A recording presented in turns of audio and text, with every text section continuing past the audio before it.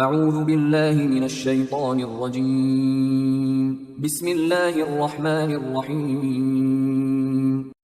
سورہ زاریات آیات نمبر 24 تا 46 میں حضرت ابراہیم علیہ السلام اور قوم لوط کے واقعے کی طرف اشارہ کہ کس طرح اللہ نے رسول کی تکذیب کرنے والی قوم کو ہلاک کر دیا۔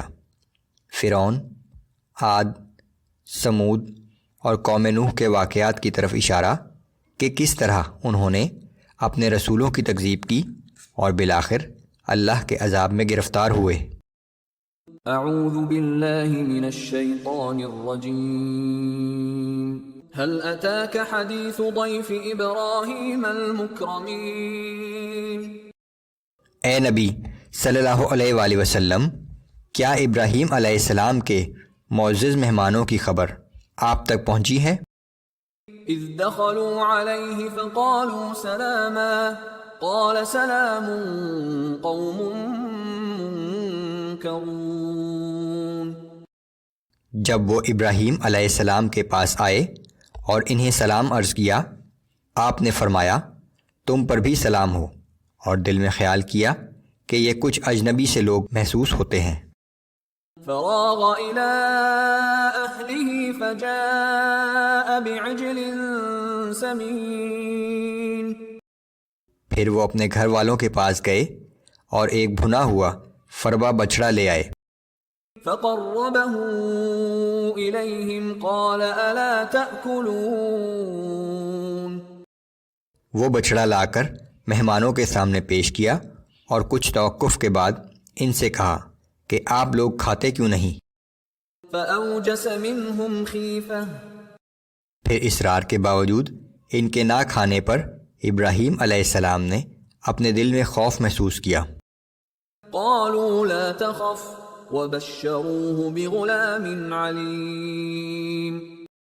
مہمانوں نے کہا کہ خوف زدہ مت ہوں، اور پھر ابراہیم علیہ السلام کو ایک بڑے علم والے بیٹے کی بشارت سنائی۔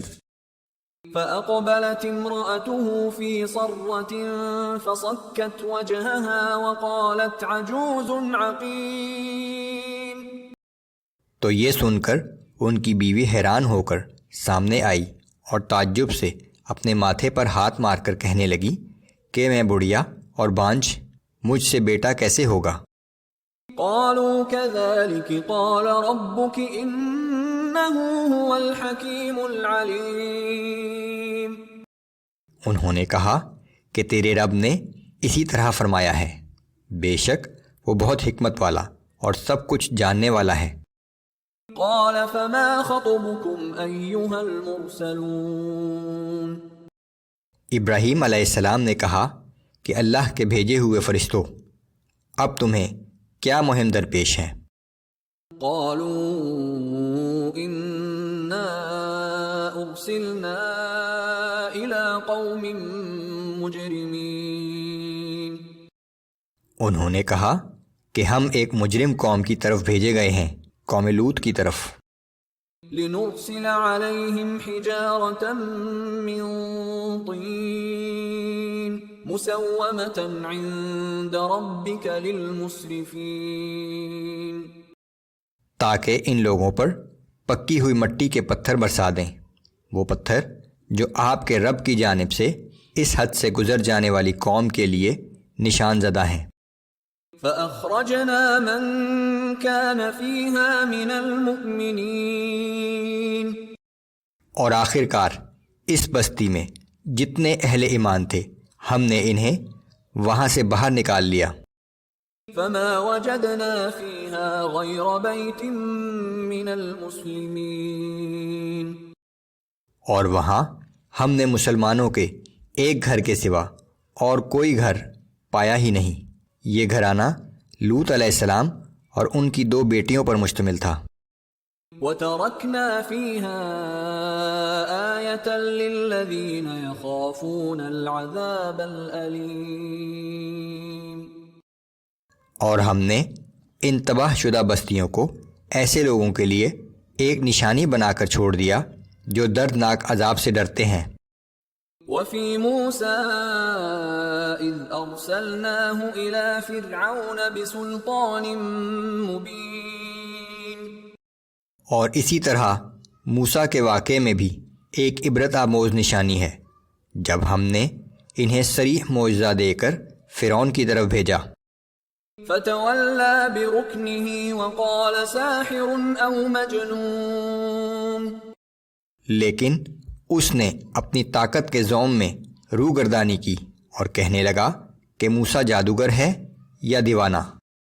فأخذناه وجنوده فنبذناهم في اليم وهو مليم، پھر ہم نے فرعون اور اس کے لشکروں کو پکڑ لیا اور ان سب کو سمندر میں پھینک دیا، اس حال میں کہ وہ اپنے آپ کو ملامت کر رہا تھا۔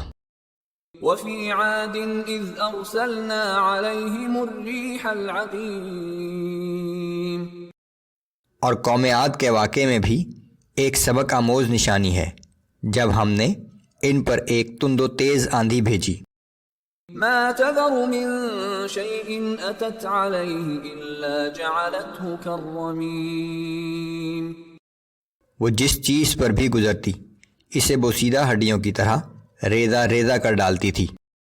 وفي ثمود إذ قيل لهم تمتعوا حتى حين، اور سمود کے واقعے میں بھی نشان عبرت ہے جب ان سے کہا گیا تھا کہ تم لوگ اس دنیاوی ساز و سامان سے مزید کچھ دن فائدہ اٹھا لو۔ فعتوا عن امر ربهم فاخذتهم الصاعقة وهم ينظرون، سو ان لوگوں نے اپنے رب کے حکم سے سرتابی کی، پھر ان کے دیکھتے ہی دیکھتے ایک ہولناک کڑک نے انہیں آ پکڑا۔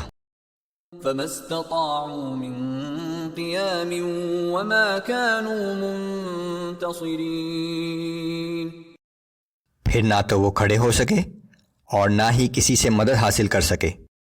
وقوم نوح من قبل انہم كانوا قوما فاسقین، اور ان سے پہلے ہم قوم نوح کو ہلاک کر چکے ہیں، بلا شبہ وہ بہت ہی نافرمان لوگ تھے۔